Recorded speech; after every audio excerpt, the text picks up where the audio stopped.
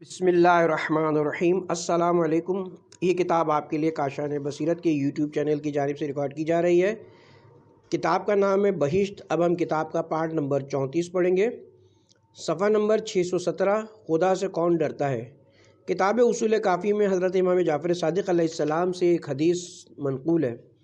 آپ نے فرمایا، جو شخص یہ جانتا اور مانتا ہو، یعنی یہ عقیدہ و نظریہ رکھتا ہو کہ اللہ تعالیٰ اسے دیکھ رہا ہے، اس کی آواز کو سن رہا ہے، اس کے کاموں کے بارے میں جانتا ہے، تو یہی سوچ اسے گناہوں سے روکے گی، اور ایسی سوچ رکھنے والا شخص متقی و پرہیزگار ہوتا ہے۔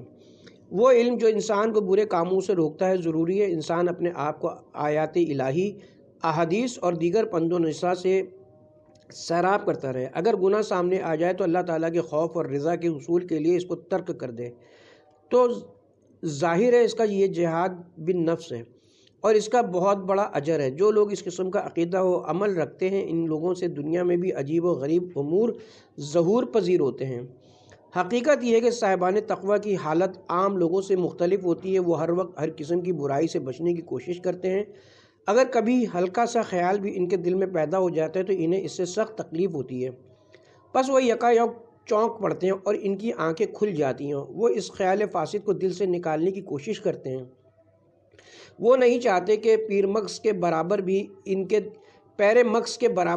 کے دل میں غبار کا نشان پایا جائے۔ یہ سب اس لیے ہوتا ہے کہ وہ عذاب خدا سے ہر وقت ڈرتے رہتے ہیں۔ وہ سمجھتے ہیں کہ کوئی برا خیال چاہے کتنا ہی کم ہو، بڑھتے بڑھتے ایک دن عملی صورت میں آ سکتا ہے اور انسان گناہ کا مرتکب ہو جاتا ہے۔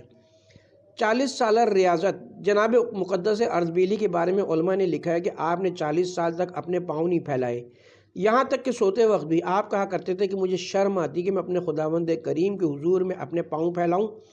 واقعتاً یہ بہت بڑا احترام تھا اور اس کا ان کو بہت بڑا اجر ملے گا۔ علامہ مقدس اردبیلی کے بارے میں ایک اور واقعہ لکھا ہے کہ آپ نے اپنی موت کے وقت اپنے پاؤں قبلے کی طرف کر کے عرض کی، بار الہ میں تجھ سے معافی مانگتا ہوں کہ عرصے دراز تک میں نے اپنے پاؤں نہیں پھیلائے ہیں، لیکن اب چونکہ تیرا حکم ہے اس لیے اپنے پاؤں سیدھے کر رہا ہوں۔ کہا جاتا ہے کہ آپ بہت آہستہ بولتے تھے، ادب سے بات چیت کرتے تھے۔ وہ ہر وقت خود کو اللہ تعالیٰ کے حضور میں تصور کرتے تھے، اس لیے آپ زیادہ وقت عبادت الہی، ذکر و فکر میں گزارتے تھے۔ میں کس طرح تجھ سے غافل رہوں؟ حضرت امام سجاد علیہ السلام بارگاہ الہی میں عرض کرتے ہیں کہ خداوندہ، میں کس طرح تجھ سے غافل رہوں جب کہ تو مجھے دیکھ رہا ہے، اور کس طرح تجھے بھلا دوں جب کہ تو مجھے ہمیشہ یاد رکھتا ہے۔ میں پہلے بھی عرض کر چکا ہوں کہ اللہ تعالیٰ رقیب ہے، نگہبان ہے، ارشاد الہی ہے، اور خدا تو ہر چیز کا نگہبان ہے۔ سورہ احزاب آیت نمبر 52۔ ایک اور مقام پر ارشاد فرمایا، سورہ نساء آیت نمبر 1، بے شک خدا تمہارا نگہبان ہے۔ قرآن مجید میں انسان کو اس کی ایک عادت کی طرف توجہ دلائی گئی ہے، جب کوئی مصیبت سر پر آ کھڑی ہوتی ہے تو بہت رجوع قلب سے گڑ گڑا کر خدا سے دعائیں مانگنے لگتا ہے، لیکن جہاں وہ بلا سر سے ٹلی اسے بھول جاتا ہے اور اس کے جو شریک بنا رکھے ہیں ان کے آگے سجدہ ریزی کرنے لگتا ہے اور سمجھنے لگتا ہے کہ یہی میرے کارساز۔ یہ بات یہ کہ انسان کا ضمیر حق نواز ہے، جب کوئی بلا آتی ہے تو وہ اپنے معبود حقیقی کو یاد کرتا ہے، اس کی آواز غلط نہیں ہوتی۔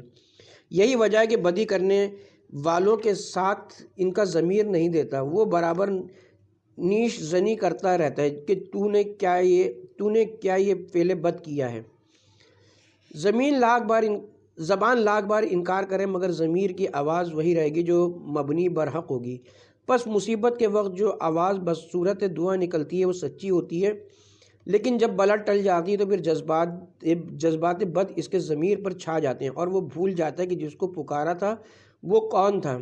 لہٰذا انسان کو چاہیے کہ ہر وقت اپنے رب سے پناہ مانگے، اپنی اچھے اور بہتر انجام کے لیے دعائیں کرتا رہے، نیکیاں بجا لائے، شریعت اسلامیہ کے احکامات پر چلنے کی بھرپور کوشش کرے۔ انشاءاللہ اسے دنیا و آخرت کی کامیابیاں نصیب ہوں گی، اور آخرت میں تو اس کے لیے بہت بڑا اجر اور انعام عظیم موجود ہے۔ خوف خدا رکھنے والے شخص پر جہنم کی آگ حرام ہے۔ کتاب مصباح القلوب اور دیگر چند کتب میں یہ واقعہ درج ہے کہ ایک صالح شخص لوہار کے بازار میں گیا، وہاں پر ایک لوہار کو دیکھا جو گرم ترین سرخ کیے ہوئے لوہے کو ہاتھ سے باہر نکالتا تھا۔ وہ یہ دیکھ کر حیران ہو گیا اور یہ سوچنے لگا کہ یہ کون شخص ہے جو آگ کو ہاتھ میں لگاتا ہے، جو آگ کو ہاتھ لگاتا ہے اور آگ اس سے کچھ نہیں کہتی۔ بالآخر اس نے اس سے پوچھ ہی لیا کہ ارے بھائی کیا وجہ ہے کہ تو آگ میں پگھلے ہوئے لوہے کو ہاتھ لگاتا ہے اور تیرا ہاتھ نہیں جلتا؟ پہلے تو وہ چپ رہا، لیکن نیک شخص کے اصرار پر کہنے لگا کہ جوانی میں میرے پاس بہت زیادہ مال تھا، ایک دفعہ شہر میں قحط پڑ گیا، میرے پاس غلہ وغیرہ وافر مقدار میں موجود تھا۔ میرے ہمسائے میں ایک سید زادی بیوی رہتی تھی، وہ میرے پاس آئی اور مدد کی اپیل کی۔ میں نے اس سے کہا کہ آپ مجھ سے شادی کریں تو میں آپ کی مدد کروں گا۔ وہ بیوی انکار کر کے چلی گئی۔ ایک مرتبہ پھر آئی، میں نے وہی سوال دہرایا۔ تیسری مرتبہ پھر دہرایا۔ بیوی نے کہا دیکھ میں ایک سید زادی ہوں اور مجبور ہو کر تیرے پاس آئی ہوں کہ تو مسلمان ہونے کے ناطے سے میری مدد کرے۔ اللہ تعالیٰ اور دو فرشتے جو تم پر مامور ہیں اور دو فرشتے مجھ پر مامور ہیں دیکھ رہے کہ میں مجبور ہوں، اگر تو نے میری مشکل حل نہ کی تو روز قیامت میرے نانا کو کیا جواب دے گا؟ یہ کہہ کر وہ بیوی رو پڑی۔ اس محترمہ سید زادی کی حالت کو دیکھ کر میں بھی رو پڑا اور اس سے معافی مانگی کہ بیوی ایک خطا کار انسان کے ناطے سے میں آپ سے شادی کی بات کہہ بیٹھا، میں کہاں اور اولاد رسول کہاں، اس لیے مجھے معاف کر دیجیے۔ میرے پاس جو کچھ بھی تھا اس بیوی کے گھر پہنچا دیے۔ جب واپس آنے لگا تو اس بیوی نے مجھے ایک دعا دی کہ یا اللہ دنیا و آخرت کی آگ اس پر حرام کر دے۔ اس دن سے دنیا کی آگ مجھے کچھ نہیں کہتی، امید ہے آخرت کی آگ بھی کچھ نہیں کہے گی۔ اس قسم کا ایک واقعہ قرآن مجید میں موجود ہے کہ جب زلیخا نے جناب یوسف علیہ السلام سے فعل قبیح کا ارادہ کیا تو اس نے بت پر کپڑا ڈال دیا اور بولی کہ مجھے شرم آتی کہ میں اپنے خدا بت کے سامنے فعل قبیح انجام دوں۔ جناب یوسف علیہ السلام نے فرمایا تو اس بت سے شرما رہی ہے کہ جس کو تو نے خود بنایا یا بنوایا ہے، کیا میں اپنے اس خدا سے نہ ڈروں گی جس نے مجھے اور پوری کائنات کو پیدا کیا ہے؟ چنانچہ قرآن مجید میں ہے سورہ یوسف آیت نمبر 24 اور زلیخا نے تو ان کے ساتھ برا ارادہ کر ہی لیا تھا تو یہ بھی قصد کر بیٹھتے اگر اپنے رب کی دلیل نہ دیکھ چکے ہوتے۔ حضرت یوسف علیہ السلام کا یہ سخت امتحان تھا جو ان کی پاکیزگی نفس کو لوگوں پر واضح کرنے اور بنی نوع انسان کو ان کی زندگی کے اس نازک وقت سے سبق حاصل کرنے کے لیے کیا گیا تھا۔ اس میں شک نہیں کہ امتحان تھا اور بڑا سخت امتحان تھا۔ شروع کرتا ہوں اللہ کے نام سے جو بڑا مہربان اور نہایت رحم والا ہے۔ سورہ رحمان آیت نمبر 46 اور 47۔ وَلِمَنْ خَافَ مُقَامَ رَبِّهِ جَنَّتَانِ فَبِأَيِّ آلَاءِ رَبِّكُمَا تُكَذِّبَانِ۔ عقائد و اعمال کے بدلے میں دو باغ، یعنی اللہ تعالیٰ کی طرف سے جنت میں ایک شخص کو دو باغ ملیں گے جس کا عقیدہ صحیح ہوگا، جس کے اعمال نیک ہوں گے، جو اصول دین فروع دین کو مانتا ہوگا اور احکام شریعت کے مطابق عمل کرتا ہوگا اور حتی الامکان گناہوں سے بچتا ہوگا۔ حدیث میں ہے کہ پیغمبر اسلام نے ارشاد فرمایا کہ 7 قسم کے لوگ روز قیامت اللہ تعالیٰ کی رحمت کے سائے میں ہوں گے۔ ان میں ایک تو وہ ہے جو تنہائی میں بیٹھ کر خوف خدا میں گریہ کرے اور عجز و انکساری کے ساتھ اپنے رب سے معافیاں مانگے۔ اللہ تعالیٰ دو خوف دنیا و آخرت ایک شخص کے دل میں جمع نہیں کرتا۔ جو شخص دنیا میں خدا سے ڈرتا ہے وہ آخرت میں ہر طرح کے خوف و خطر سے محفوظ رہے گا۔ اس کے علاوہ اس کو 2 باغ بھی بطور عطیہ خداوندی ملیں گے۔ ایک دن وہ سب خدا کے سامنے جمع ہوں گے۔ جو قومیں تم سے پہلے گزر چکی ہیں تم نے ان کا حال سنا ہوگا کہ ہماری پکڑ کیسی سخت تھی، ایسے سخت عذاب ان پر آئے کہ وہ اس سے بچ کر نہ جا سکے۔ ہر وقت تم ہماری قدرت کے تماشے دیکھتے رہے ہو پھر بھی ہم پر ایمان نہیں لاتے۔ کیا پرندوں کو نہیں دیکھتے کہ وہ فضا میں کس طرح پر پھیلائے اڑ رہے ہیں، پھیلاتے بھی ہیں اور سمیٹتے بھی ہیں۔ سرکشی کی بدولت جو صحیح راستہ ہے اسے چھوڑے ہوئے ہیں۔ بھلا یہ ان ایمان والوں کے برابر ہو سکتے ہیں جو اپنے پیروں سے صحیح راستے پر چل رہے ہوں؟ بہت فرق ہے ایمان و کفر میں۔ آخر یہ کفار و مشرکین غلط راستے پر چل کیوں رہے ہیں؟ کیا ہم نے انہیں کان نہیں دیے کہ ہمارے رسول کی بات سنیں؟ کیا ان کے منہ پر آنکھیں نہیں کہ مشرکوں کے انجام سے عبرت حاصل کریں؟ کیا ان کے سینے میں دل نہیں کہ اپنی بھلائی برائی کو سوچیں؟ یہ سب کچھ ہے مگر یہ جہالت کے بھنور میں پھنسے ہوئے خدا کا شکر ادا کرنے کی طرف توجہ نہیں دیتے۔ خدا ہی نے تو ان کو ہر جگہ زمین پر بسایا ہے۔ اگر وہ زندگی بسر کرنے کے سامان مہیا نہ کرتے تو کس کی مجال تھی کہ کسی خطہ زمین پر آباد ہو سکتا۔ ان کو یاد رکھنا چاہیے کہ ایک دن وہ سب خدا کے سامنے جمع ہوں گے اور ان کو کفر و شرک کی سزائیں بھگتنی ہوں گی۔ کفار کا یہ کہنا کہ قیامت کا وعدہ کب پورا ہوگا، ان کے جواب میں اے رسول کہو، حضرت امام حسن علیہ السلام غش کھا جاتے تھے۔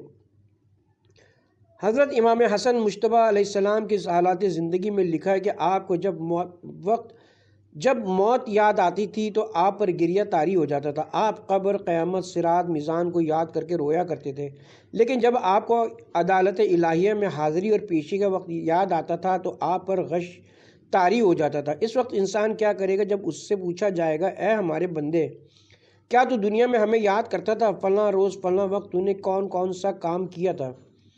جناب شیخ بہائی نقل کرتے ہیں کہ حضرت امام حسن علیہ السلام ایک جگہ سے گزر رہے تھے کہ وہاں چند لوگ بیٹھے ہوئے تھے۔ ان کے درمیان ایک اونچی آواز میں کہکے لگا رہا تھا۔ آپ نے اس سے فرمایا، اے جوان، کیا تجھے قبر، حساب، منکر و نکیر یاد نہیں ہے؟ کیا تو قیامت کے حساب سے فارغ ہو چکا ہے؟ امام علیہ السلام کی باتوں کو سن کر وہ اتنا متاثر ہوا کہ زندگی بھر لوگوں نے اس کو ہنستے نہیں دیکھا۔ آنے والے لمحوں کا خوف بھی انسان کی اصلاح کرتا ہے۔ خوف لازمہ ایمان ہے۔ انسان کا ایمان جس قدر مضبوط ہوگا وہ خدا کے اتنے ہی قریب ہوگا۔ واقعتاً انسان اگر اپنی آخرت کو نہ بھولے، اپنی زندگی کے اعمال نامے پر نظر ڈالے کہ میں نے کون کون سی غلطیاں کی ہیں، مجھ میں بارگاہ رب العزت میں سرخرو ہونے کے لیے کون سی کمی رہ گئی ہے، تو وہ ضرور اصلاح کرے، سابقہ گناہوں سے توبہ کرے، نیکیاں زیادہ سے زیادہ بجا لائے۔ سوچنا چاہیے کہ انسان خدا اور محمد و آل محمد کی محبت اور رضا اپنے دل میں لے کر مر رہا ہے، یا اس کے دل و دماغ پر پیسہ، دولت اور اقتدار کا بھوت سوار ہے۔ کیا وہ قبر میں فرشتوں کے سوالوں کا جواب دے سکے گا؟ قیامت میں اس نے کئی مرحلے طے کرنے، اس کے لیے اس نے کیا کیا اہتمام کیا ہے۔ بہت سے ایسے گناہ ہوتے ہیں جو انسان بھول جاتا ہے، لیکن وہ اس کے اعمال نامے میں لکھے جا چکے ہوتے ہیں۔ خوش نصیب ہے وہ شخص کے جس کے دل میں اس قسم کا خوف و احساس پیدا ہو۔ یہ خوف انسان کو بہت سے گناہوں سے بچا دیتا ہے۔ خوف خدا جس قدر زیادہ ہوگا، ایمان کی پختگی اس قدر مضبوط ہوگی۔ جناب رسول خدا صلی اللہ علیہ وآلہ وسلم فرماتے تھے، میں تم سے زیادہ اپنے اللہ سے ڈرتا ہوں۔ چنانچہ اللہ تعالیٰ سورہ الحاقہ میں اہل بیت اطہار کی شان میں ارشاد فرماتا ہے، اور اس دن سے جس کی سختی ہر طرف پھیلی ہوئی ہوگی، ڈرتے ہیں۔ سورہ دہر آیہ نمبر 7۔ یعنی کہ اللہ کے نیک بندے جو اپنی نظر کو پورا کرتے ہیں اور اس دن قیامت کی مصیبت سے ڈرتے ہیں جس کی سختی ہر طرف پھیلی ہوئی ہوگی۔ یہ سورہ جناب علی مرتضیٰ، جناب فاطمۃ الزہرا، جناب حسن مجتبیٰ، جناب حسین شہید کربلا کی شان میں نازل ہوا ہے۔ کہا گیا ہے کہ بزرگان اسلام اللہ تعالیٰ سے اس طرح ڈرتے ہیں کہ جس طرح ڈرنے کا حق ہے۔ حضرت امام محمد باقر علیہ السلام ارشاد فرماتے ہیں کہ وہ چیزیں جو آخرت میں انسان کی نجات کا باعث بنیں گی، ان میں خوف خدا سب سے اہم ہے، چاہے وہ اعلانیہ ہو یا پوشیدہ۔ خوف خدا پیدا کرنے کے لیے ایک روایت حدیث میں آیا ہے کہ آیہ لہا سبت الابواب کے نازل ہونے کے بعد جناب جبرائیل امین پیغمبر اسلام کی خدمت اقدس میں خبر لے کر آئے کہ آقا ان لوگوں کو بتا دیجئے کہ جہنم کے 7 دروازے ہوں گے، ایک دروازے سے دوسرے دروازے تک 70 سال کا راستہ ہے، اور ہر طبقے کا عذاب دوسرے طبقے کے 70 برابر ہے، اور سب سے آسان ترین عذاب آپ کی امت کا ہے کہ وہ امتی جو گناہ کبیرہ کر کے مرے ہیں توبہ نہیں کی، آقا آپ کے گناہ گار امیوں کو توق و زنجیر نہیں پہنائے جائیں گے، ان کی پیشانیوں اور چہروں کو داغدار نہیں کیا جائے گا، کیونکہ لا الہ الا اللہ کہتے تھے، یعنی خداوند وحدہ لا شریک کی وحدانیت کی گواہی دیا کرتے تھے، خواہ وہ کتنا گناہ گار ہو۔ اس نے خدا سے دعا کے لیے اپنے ہاتھ تو بلند کیے تھے۔ جناب جبرائیل کی بات سن کر حضور اکرم بہت زیادہ متاثر ہوئے کہ آپ نماز جماعت کے لیے باہر تشریف نہیں لائے، بلکہ لوگوں سے کہا گیا کہ آپ کی طبیعت اس قدر ناساز ہے کہ آپ گفتگو بھی نہیں فرما رہ سکتے۔ جناب سلمان فارسی آئے اور اپنے آقا کی حالت کو دیکھ کر افسردہ ہوئے تو فوراً جناب سیدہ کے دروازے عصمت پر گئے کہ ان کو پتہ تھا کہ جناب سیدہ اپنے جلیل القدر بابا کے پاس جب بھی تشریف لاتی ہیں تو حضور پاک ہر غم ہر پریشانی بھول جاتے ہیں اور اپنی عزیز ترین بیٹی کو دیکھ کر خوش ہو جاتے ہیں اور فرمایا کرتے ہیں، میری پیاری بیٹی سے بہشت کی خوشبو آتی ہے، اور آپ اپنے نواسوں کو دیکھ کر بھی خوش ہو جاتے تھے۔ چنانچہ جناب فارسی نے در اقدس پر عرض کی، بی آپ کے بابا سخت پریشان ہیں، آپ تشریف لے آئیے۔ جناب زہرا جب اپنے بابا کے پاس آئیں تو دیکھا کہ آپ کی آنکھیں گریا کرنے کی وجہ سے سرخ ہو چکی ہیں، آپ کا چہرہ اقدس زرد نظر آ رہا ہے۔ بی نے پوچھا، بابا جان یہ آپ نے کیا حالت بنائی ہوئی ہے؟ فرمایا، بیٹا اور بات تو کوئی نہیں، جناب جبرائیل جہنم کے بارے میں بتا کر گئے ہیں، آپ نے جناب سیدہ کو بھی جہنم کے بارے میں کچھ بتایا۔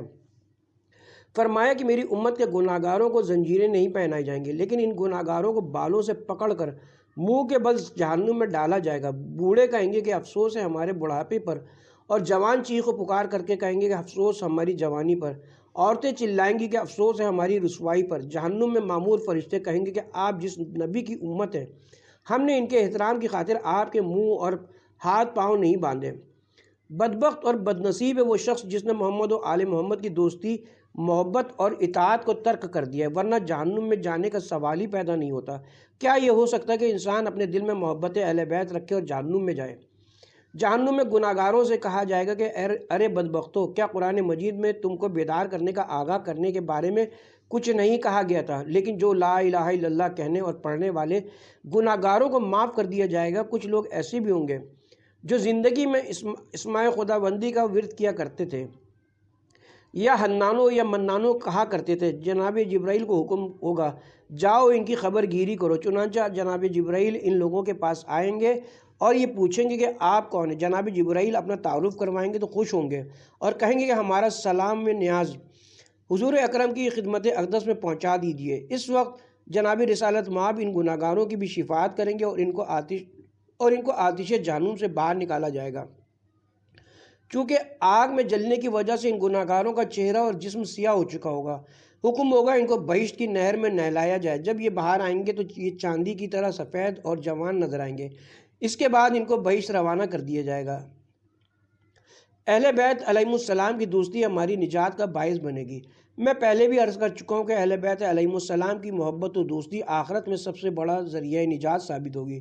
اہل ایمان کو تاکید کی جاتی کہ اس عظیم سرمایہ کی حفاظت کریں، درود شریف کثرت سے پڑھیں، اہل بیت اطہار علیہ السلام کے فضائل و مصائب کو بیان کر کے اپنے اور دوسروں کے ایمان کو معطر کریں، محمد و آل محمد کے نام پر صدقہ و خیرات کریں، حسب توفیق اس کار خیر میں ضرور حصہ لیں، سادات اعظام کی عزت کریں، مومنین کا بھی احترام کریں۔ اگر کوئی سید زادہ یا مومن کسی تکلیف یا پریشانی میں مبتلا ہو، اس کی ہر حال میں مدد کی جائے، اس کا بہت بڑا اجر ہے۔ یہاں پر میں ایک دعا کرتا ہوں کہ آپ بھی ہاتھ اٹھا کر آمین کہیں۔ شروع کرتا ہوں اللہ کے نام سے جو بڑا مہربان اور نہایت رحم والا ہے۔ وَلِمَنْ خَافَ مَقَامَ رَبِّهِ جَنَّتَانِ فَبِأَيِّ آلَاءِ رَبِّكُمَا تُكَذِّبَانِ۔ سورہ رحمان آیت نمبر 46 اور 47۔ اس باغ کی مٹی مشک و عنبر سے ہوگی۔ وہ لوگ جو خوف خدا رکھتے ہیں، اللہ تعالیٰ نے ان کے لیے جنت میں 2 باغ بنائے۔ روایت میں کہ ہر باغ میں 100 سال کا راستہ ہے اور اس کی مٹی مشک و عنبر کی ہوگی، یعنی مٹی کے بجائے مشک و عنبر ہوگا۔ یہ 2 باغات اس شخص کے لیے ہوں گے جو اللہ تعالیٰ کی عظمت و رفعت کا احساس لیے ہوئے نیکیاں بجا لائے اور گناہوں سے بچا رہے۔ اللہ تعالیٰ نعمتوں کا ذکر کر کے یہ فرماتا ہے کہ خیال رکھے وہ اپنے بندوں کے تمام افعال و اعمال کو دیکھ رہا ہے، وہ ہر شخص کے ارادوں اور نیتوں کو بخوبی جانتا ہے۔ بعض مفسرین نے اس آیت کے 2 معنی بیان کیے ہیں۔ ایک معنی تو یہ ہے کہ وہ اللہ تعالیٰ سے ڈرتا ہے، اپنے نفس کو اس کا خوف دلاتا ہے، اور وہ اس سے بھی ڈرتا ہے کہ روز قیامت اللہ تعالیٰ کو حساب دینا ہے۔ ہمارے نزدیک پہلا معنی بہتر ہے، دوسرا بھی تقریباً صحیح ہے۔ تفسیر برہان میں کہ حضرت جناب امام محمد باقر علیہ السلام نے فرمایا، جنت کی زمین اور اس کے پتھر چاندی کے ہوں گے اور اس کی مٹی اور رس اور زعفران کی ہوگی۔ اس کی مٹی ورس اور زعفران کی ہوگی۔ ورس ایک قسم کی گھاس ہے جو اطراف یمن میں ہوتی ہے اور 20 برس تک باقی رہتی ہے۔ اس کی جھاڑو مشک کی ہوگی۔ موتی اور یاقوت اس سے سنگریزے ہوں گے۔ جنت کے تخت موتی اور یاقوت سے جڑے ہوئے ہوں گے۔ چنانچہ اللہ تعالیٰ فرماتا ہے، ان تختوں میں یاقوت اور موتی ٹکے ہوئے ہوں گے۔ یاقوت اور موتیوں کی جھالر والے پردے ان پر پڑے ہوئے ہوتے ہیں جو پروں سے زیادہ ہلکے اور نرم اور ریشم سے زیادہ نرم ہیں، اور تختوں پر فرشتے کے اونچے مکان اوپر نیچے بنے ہوئے ہیں جو دنیاوی مکانوں سے 60 درجے بلند ہیں۔ سچا خوف امید ہے، نہ کہ مصنوعی خوف۔ خوف خدا کی بہت بڑی اہمیت ہے، لیکن یہ جذبہ سچا ہو۔ مصنوعی خوف کا کوئی فائدہ نہیں ہے۔ سچے اور حقیقی خوف سے مراد یہ ہے کہ انسان واقعی طور پر ڈرے اور اپنے آپ کو بچانے کے لیے جائے پناہ تلاش کرے۔ مثال کے طور پر ایک شخص سانپ، بچھو یا دوسری خوفناک چیز کو دیکھتا ہے تو وہ خوف کی وجہ سے بھاگ جاتا ہے۔ اب یہ خوف سچا ہوگا، اس کی کیفیت بتلائے گی کہ ڈرنے والا واقعی ڈر رہا ہے۔ حضرت امام جعفر صادق علیہ السلام کا فرمان ہے کہ انسان یہ یقین کرے، یہ احساس کرے کہ وہ جو کچھ کر رہا ہے اللہ تعالیٰ اس کو دیکھ رہا ہے، وہ ہماری آوازوں کو سنتا ہے، ہمارے دلوں کے رازوں کو بھی جانتا ہے۔ غرض کہ ہمارا کوئی کام، ہماری کوئی چیز اس سے پوشیدہ نہیں ہے۔ اس لیے سچا خوف وہ ہوگا جو انسان کو گناہوں سے دور رکھے۔ کہ خوف کی نشانی یہ ہے کہ انسان بھاگ جائے، اور امید اور رجا کی علامت یہ کہ وہ مانگتا رہے۔ اگر کوئی شخص اپنے رب سے ڈرتا ہے، وہ گناہوں سے بچنے کی ہر حال میں کوشش کرے۔ پھر امید ایک ایسی چیز ہے جس کی وجہ سے ہم واجبات و مستحبات بجا لاتے ہیں اور محرمات سے اجتناب کرتے ہیں۔ یہ امید ہمیں ایک حوصلہ دیتی ہے کہ روز قیامت اللہ تعالیٰ ہمیں نیکیوں کے عوض میں بہشت عطا فرمائے گا۔ ایک مولوی صاحب کی غلط فہمی۔ پہلے بھی عرض کر چکا ہوں کہ خوف کی علامت یہ کہ انسان گناہ سے بچے، نہ یہ کہ وہ گناہوں کا مرتکب ہو۔ اگر وہ گناہ سے ڈرے گا پھر گناہ سے بچے گا۔ تاریخ کی کتب میں لکھا ہے ہارون رشید کی اہلیہ زبیدہ بڑی نیک اور مومنہ خاتون تھیں۔ اس دور میں کچھ لوگ ان کو فرعون کی بیوی جناب آسیہ کے ساتھ تشبیہ دیتے تھے۔ یہ صالح ترین خاتون اپنے دور کے جابر ترین حکمران کے گھر میں تھیں۔ ہارون نے اپنی بیوی زبیدہ سے کہا کہ میں امام عادل ہوں اور ہر عادل امام یقینی طور پر بہشتی ہے۔ بی بی نے کہا تو ایک بڑا ظالم حکمران ہے اور ظالموں کے لیے خدا نے جہنم بنائی ہے۔ تو نے خداوند کریم پر بہتان باندھا کہ تو نے کہا کہ بہشت مجھ پر واجب ہے۔ جو شخص خدا کے خلاف اعلانیہ طور پر جھوٹ بولے وہ دائرہ اسلام سے خارج ہے۔ اب میں تمہارے گھر میں مزید نہیں رہ سکتی۔ ہارون چونکہ اس بات کا جواب نہ دے سکا اس لیے وہ حیران و پریشان ہو گیا۔ اس نے ایک درباری اور سرکاری عالم کو بلایا۔ ایسے علماء کا دین و مذہب دینار ہوتا ہے، 100 جاہل اس عالم سے بہتر ہے۔ اس مولوی کا نام محمد بن حسن شیبانی تھا۔ اس دنیا پرست مولوی نے ہارون سے کہا اے بادشاہ سلامت، کیا کبھی ایسا بھی ہوا ہے کہ گناہ کرنے کے بعد آپ کے دل میں خوف خدا پیدا ہوا ہو؟ ہارون نے کہا بہت دفعہ ایسا ہوا ہے۔ مولوی بولا کہ پس تمہیں بشارت ہو کہ اللہ تعالیٰ تمہیں بہشت میں اس کار خیر کے عوض 2 باغات عطا فرمائے گا، کیونکہ قرآن مجید میں آیا ہے وَلِمَنْ خَافَ مَقَامَ رَبِّهِ جَنَّتَانِ، کہ جو شخص اللہ تعالیٰ سے ڈرے گا خداوند کریم اسے 2 باغ عطا فرمائے گا۔ یہ سن کر ہارون بہت خوش ہوا اور مولوی صاحب کو بہت بڑے انعام و اکرام سے نوازا تاکہ وہ آئندہ پھر اس کی خوشامد میں آیات و احادیث پڑھے۔ اس قسم کے مولوی صاحبان ایک تو خود گمراہ ہوتے ہیں، دوسرے افراد کو بھی گمراہ کرتے ہیں۔ کیسی مضحکہ خیز بات ہے کہ ایک شخص ایک وقت میں گناہ کرنے کے بعد گناہ سے ڈرے اور پھر کہے کہ اس کو اس ڈر کے عوض میں بہشت کے 2 باغات ملیں گے۔ ارے احمق، اگر تو خدا سے ڈرتا ہے تو گناہ کے نزدیک کیوں جاتا ہے؟ یہ تو سفید جھوٹ ہے۔ اس خوف کو آپ کبھی بھی خوف خدا سے تعبیر نہیں کر سکتے۔ یہی ہارون رشید تھا جس نے حضرت امام موسیٰ کاظم علیہ السلام کو مسلسل کئی سالوں تک ایک تاریک اور بند کوٹری میں قید کیے رکھا اور سینکڑوں علوی فاطمی سید شہید کیا ہے۔ کیا ایسا شخص بہشت میں جا سکتا ہے؟ کیا ہم اس کی ظاہری دینداری کی تعریف کر سکیں گے؟ ہرگز نہیں۔ حضرت علی علیہ السلام کا ارشاد گرامی کہ جو شخص اپنے خدا سے ڈرتا ہے وہ ظلم کے راستے کو روک لیتا ہے۔ مریض ہمیشہ نقصان دہ چیز سے پرہیز کرتا ہے۔ سچا خوف یہ کہ انسان گناہ نہ کرے۔ اگر خدا نخواستہ اس سے کوئی گناہ سرزد ہوا ہے تو اس کی فوری طور پر توبہ کر کے پھر کبھی اس سے قریب نہ جائے، ورنہ اس کا دعویٰ بالکل بیکار ہے۔ خوف پرہیز کا دوسرا نام ہے۔ جو چیز انسان کے لیے نقصان دہ ہوتی ہے عقل مند اس کے قریب نہیں جاتے۔ جو شخص عذاب الہی سے ڈرتا ہے وہ ایسا ہے جیسے کہ مریض بیماری کے بڑھ جانے یا موت سے ڈرتا ہے اور مضر چیزوں کے استعمال سے اجتناب کرتا ہے۔ وہ شخص جو گناہ نہیں کرتا وہ واقعی طور پر متقی و پرہیزگار ہے۔ یہ آیت مجیدہ خدا خوفی کے جذبے کو اجاگر کرتی ہے۔ انسان کا ایمان جتنا بلند ہوگا خوف خدا بھی اتنا زیادہ ہوگا۔ خوف کے مراتب جاننے کے لیے ایک حدیث اور ایک واقعہ آپ کی خدمت میں بیان کرتا ہوں۔ خدا کو ماننے والا ہی اس سے ڈرتا ہے۔ تفسیر منہج الصادقین میں ایک حدیث نقل ہوئی ہے کہ جب مولا کائنات حضرت علی علیہ السلام اور عمر بن عبدود کو جنگ خندق میں قتل کر کے واپس لوٹے تو مسلمانوں نے آپ سے پوچھا، یا علی، آپ کو عمر بن عبدود جیسے بہادر شخص سے ڈر نہیں لگا؟ وہ تو اونٹ کے بچے کو ہاتھوں پر اٹھا لیتا تھا، وہ عمر جو ہزاروں بہادروں کے سامنے ڈٹ جاتا تھا۔ آپ نے فرمایا، وہ غیر خدا سے کس طرح ڈر سکتے ہیں؟ وہ غیر خدا سے کس طرح ڈر سکتا ہے جو خدا کے سوا کسی کی عبادت نہیں کرتا؟ اللہ وحدہ یکتا ہے، انسان کو چاہیے اسی کی عبادت کرے، اسی سے ڈرے اور اسی سے مانگے۔ اسی طرح اگر امید و توقع رکھتا ہے تو اسی سے رکھے، اس کے علاوہ کسی سے امید نہیں رکھنی چاہیے، کیونکہ کوئی بھی کسی کو کچھ نہیں دے سکتا، یہاں تک کہ اولاد، بیوی، عزیز رشتہ دار اور بھائی بھی کچھ دینے سے کتراتے ہیں۔ چنانچہ ارشاد الہی ہے سورہ لہب آیہ نمبر 2، نہ اس کا مال ہی کچھ اس کے کام آیا اور نہ جو کچھ اس نے کمایا۔ ایک اور مقام پر ارشاد ہے سورہ حمزہ آیہ نمبر 2، وہ یہ سمجھتا ہے کہ اس کا مال ہمیشہ اسے زندہ و باقی رکھے گا۔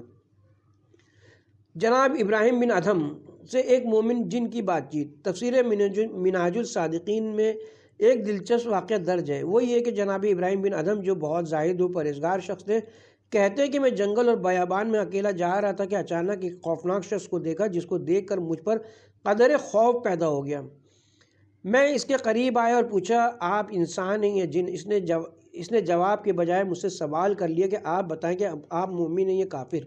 میں نے کہا میں تو مومن ہوں۔ اس نے کہا اگر آپ مومن ہیں تو پھر غیر خدا سے کیوں ڈر رہے ہیں؟ وہ ایک مومن جن تھا، بے شک کامل مومن وہی ہے جو خدا کے علاوہ کسی سے نہیں ڈرے۔ جناب رسول خدا کو اکیلا پا کر ایک مشرک کا حملہ کرنا۔ جنگ احد میں مسلمانوں کی پوزیشن اچھی نہ تھی، بہت سے مارے گئے، کچھ زخمی ہوئے اور کچھ بھاگ گئے۔ حضرت علی اور ابو دجانہ زخمیوں کو ادھر ادھر منتقل کر رہے تھے، جناب رسول خدا تنہا رہ گئے۔ ایک مشرک شخص حضور کو اکیلا پا کر تلوار نکال کر آپ کے پاس آیا اور کہا، یا محمد، اب آپ کو مجھ سے کون بچا سکے گا؟ رسول خدا نے ارشاد فرمایا کہ میرا خدا ہی مجھے بچائے گا، یعنی اگر خدا نہ چاہے تو نہ تو مجھے نقصان پہنچا سکتا ہے، نہ پوری کائنات میرا کچھ بگاڑ سکتی ہے۔ اس نے چاہا کہ تلوار سے حضور پر حملہ کرے تو اس کے ہاتھ لرزنے لگے اور تلوار اس کے ہاتھ سے گر پڑی۔ حضرت نے وہ تلوار اٹھا لی، اب تو ہی بتا کہ تجھے کون بچائے گا؟ وہ بولا کہ آپ کی مہربانی۔ واقعتاً وہ بہت چالاک شخص تھا، رسول خدا نے بھی اس کو معاف کر دیا اور کچھ نہ کہا۔ صلح خیبر کے بعد ایک یہودیہ زینب بنت حارث نے کسی طریق سے حضرت کو زہر میں پکا ہوا گوشت کھلا دیا۔ حضرت کو اس کا علم ہو گیا، یہودیہ حاضر کی گئی۔ آپ نے فرمایا تو نے ایسا کیوں کیا؟ یہودیہ نے جواب دیا، اس خیال سے کہ اگر آپ پیغمبر برحق ہیں تو زہر آپ کو تکلیف نہ دے گا، اور اگر معمولی بادشاہ ہیں تو ہلاک ہو جائیں گے اور لوگوں کی راحت کا باعث ہوگا۔ آپ کا اخلاق کریمانہ ملاحظہ وہ فرمانے لگے، جاؤ میں نے تجھے چھوڑا اور معاف کیا۔ ایمان تمام نیکیوں کے مقابلے میں اللہ تعالیٰ نے جو دو باغات پیدا کیے، ایک ایمان کی وجہ سے ملے گا، دوسرا اعمال صالح کی وجہ سے۔ ایمان کی اہمیت بہت زیادہ ہے، یہ ایمان ہی کی برکت ہے کہ انسان عمل صالح کے پیچھے جاتا ہے۔ روایت میں کہ روز قیامت انسان کی تمام نیکیاں ایک طرف اور کلمہ طیبہ لا الہ الا اللہ ایک طرف ہوگا، کیونکہ ہمارے اسلامی عقائد کی اصل بنیاد توحیدی ہے۔ جب انسان دل و جان سے اپنے خدا پر ایمان رکھے گا تو اس میں خوف و رجا کا جذبہ پیدا ہوگا۔ اس کے علاوہ یہ بھی کہ اعمال صالح اور عبادت کی وجہ سے ایک باغ ملے گا اور گناہوں کو ترک کرنے کی وجہ سے دوسرا باغ عطا ہوگا۔ کیا بھلا اس شخص کی نیکیاں ضائع ہو سکتی ہیں کہ جس نے عمر بھر کسی غیر عورت کی طرف نگاہ اٹھا کر نہ دیکھا ہو، جھوٹ نہ بولا ہو، کسی کی غیبت نہ کی ہو؟ ہرگز نہیں، اللہ تعالیٰ جنت میں اس کو اتنا زیادہ دے گا کہ وہ اس کا تصور بھی نہیں کر سکتا تھا۔ باغ عدل، باغ فضل۔ ایک اور وجہ یہ کہ دو باغ بہشتی شخص کو دیے جائیں گے۔ ایک ثواب عدل کا ہوگا کہ ایک شخص نے راہ خدا میں بے شمار تکلیفیں، پریشانیاں اور مصیبتیں برداشت کی ہیں، اللہ تعالیٰ قیامت کے دن عدل فرمائے گا اور بہشتی شخص کو اس بہت بڑی نعمت سے نوازے گا۔ دوسرا باغ فضل ہوگا کہ اللہ تعالیٰ بہشت کے حقداروں پر کرم کرتے ہوئے یہ نعمت عطا فرمائے گا۔ بعض مفسرین نے کہا کہ مومن کو دو باغ دیے جائیں گے، ایک خود اس کے لیے اور ایک اس کی بیویوں کے لیے ہوگا، دوسرا اس کے خدمت گاروں کے لیے ہوگا۔